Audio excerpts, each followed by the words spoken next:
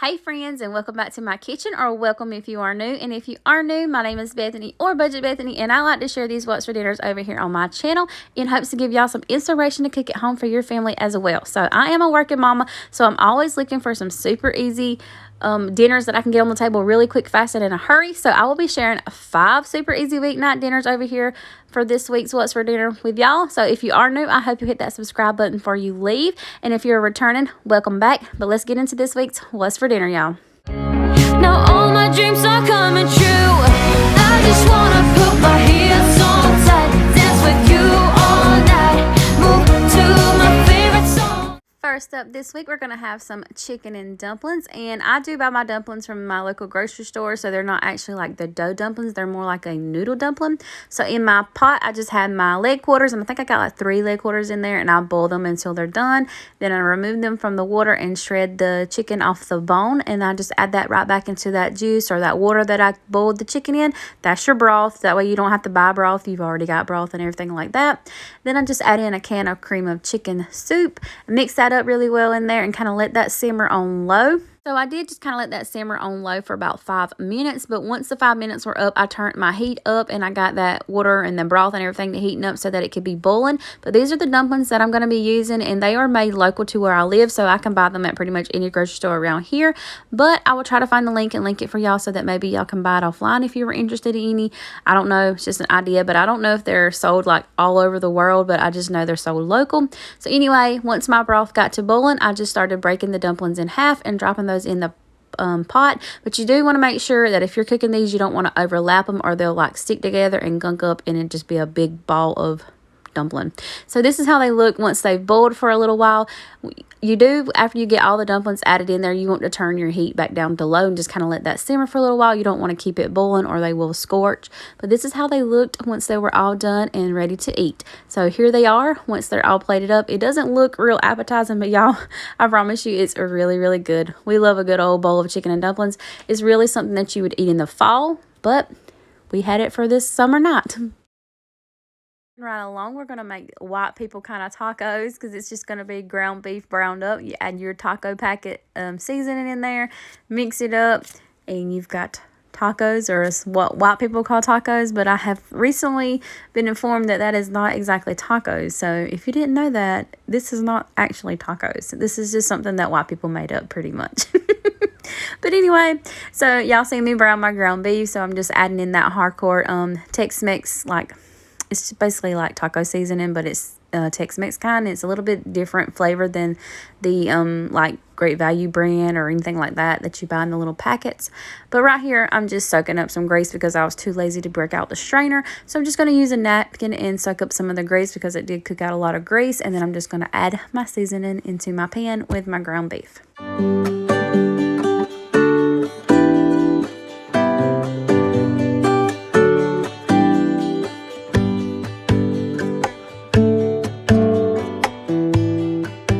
So I was actually cooking this early in the morning, one morning before I went to work. That way when I come home, it would already be cooked and all I'd have to do was heat it up. So in just a little bit, you'll see me putting it in a bowl so that I can keep it in the refrigerator. And then when I come home, I'll just heat it up in the microwave and we can just start assembling our little white people tacos.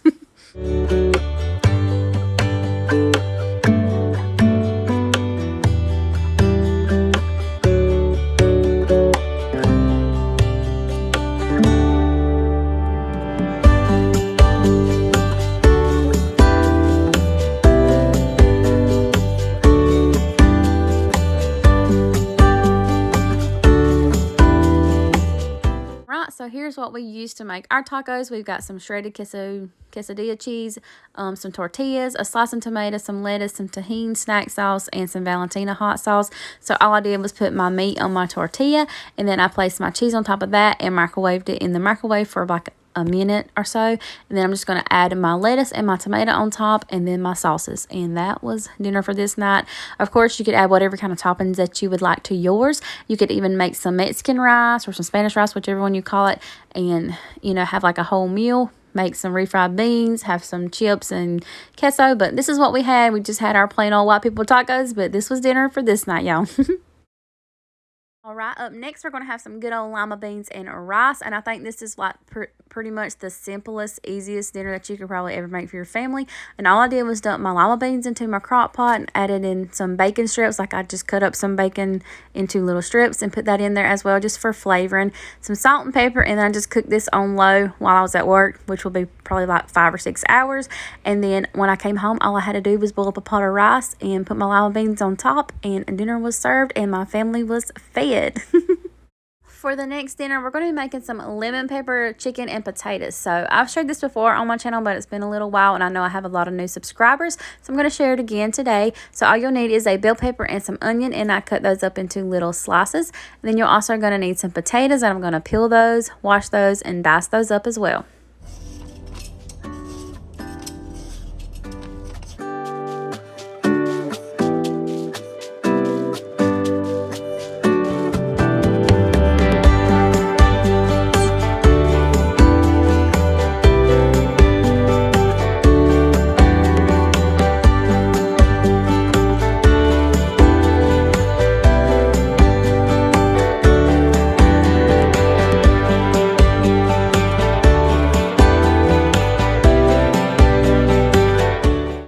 So once I have my potatoes prepped and washed and diced and everything like that, I'm just going to place those into my baking pan, and I'm going to pour in just a little bit of lemon juice. Then I'm going to top those with some lemon pepper seasoning and some salt and pepper.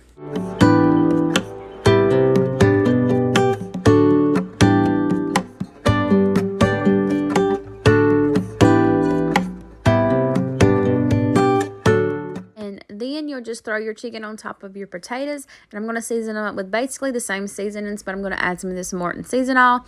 I'm going to put some of the lemon pepper on there as well, and then I'll then I'll toss on my bell pepper and my onions, and then I'll go on with a little bit more of that lemon juice and a little bit more salt and pepper onto my peppers.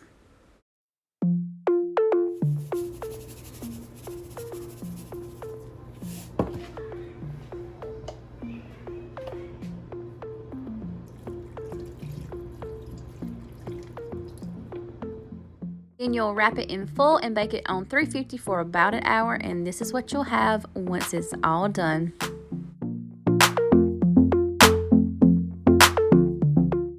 Alright, so moving into the next dinner, we're going to be making my family's favorite dinner of all time, and that's some good old fried chicken legs. So I put all my chicken legs in a big old bowl, and I season them up, and of course you can use whatever kind of seasonings that you prefer, but I used garlic powder, some onion powder, some Morton seasoning, salt, and I think I used a little bit of that Tony Creole seasoning. Then I just put those in the bowl, like I said. Then I added in my flour, and I shook it up really well to make sure that all of my drumsticks or my chicken legs got coated in the flour. And then we're just going to get our grease to heating up, but while it's heating, I'm going to share the sides that I'm going to have with my chicken. We're going to have some corn on the cob, some of these baby red mashed potatoes, instant mashed potatoes, and then a couple cans of green beans, keeping it pretty simple. But I found that corn for really cheap at Piggly Wiggly, so I grabbed it. But here's my chicken frying in the grease once it was all heated up, and I do flip it about halfway through and fry it on both sides. Now, I'm not really like a professional. I don't know the exact times and the measurements and all that. I'm just like a good old home cook. My granny taught me to cook, and I just cook by what my granny showed me. But you want to make sure your chicken is thoroughly cooked.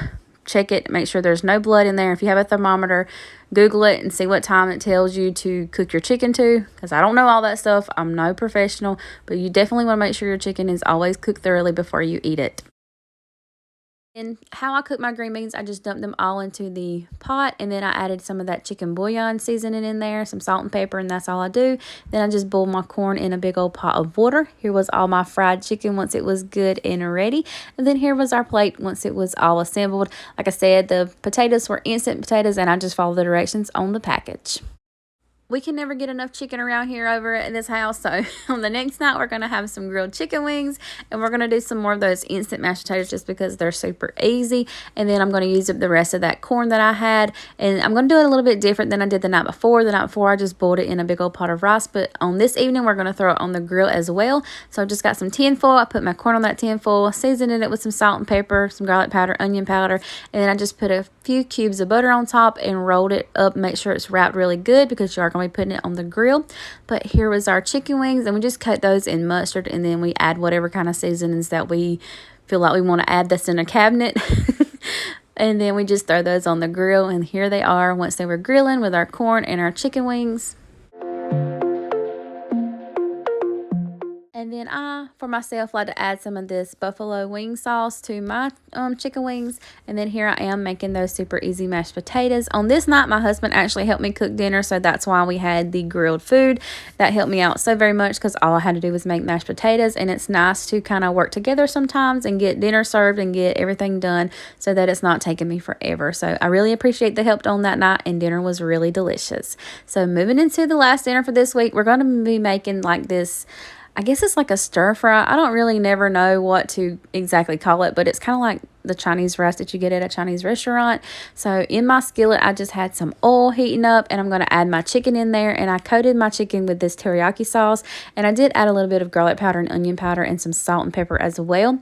But once my chicken was done, I just removed it from that pan, and then in that pan, I'm going to add this pre-cooked rice that I had already had cooked. I'm just going to add it right into my little skillet pan and mix it with those teriyaki sauces and all the juices and everything. And then right here I have this like microwavable broccoli and carrots. I'm just going to throw those in the microwave, and while they're microwaving, I'm going to crack in however many eggs you want. I think I added 3, but you could add however many eggs you want. If you like a lot of egg in yours, or if you like less egg, you know, add accordingly. So once I got my eggs all scrambled, I'm just going to mix that into my rice. Also, y'all, by the way, I have this cooking on low-medium heat just so that my rice doesn't scorch while I was scrambling my eggs. But once I got all that done, we're going to add everything back into the pan. So I'm adding my chicken back in there as well as my broccoli and carrots. Just going to mix that up really well, and then you'll plate it up. And I like to serve some of that Terry Ho's Yum Yum sauce on top of mine. It's really delicious. But anyway, y'all, that's all I've got for y'all for this week's What's for Dinner. I hope you all enjoyed it. If you did, don't forget to leave me a thumbs up before you leave, and subscribe if you're not already. Thank y'all so much for being here today, and I will catch you all in the very next one. Bye, y'all.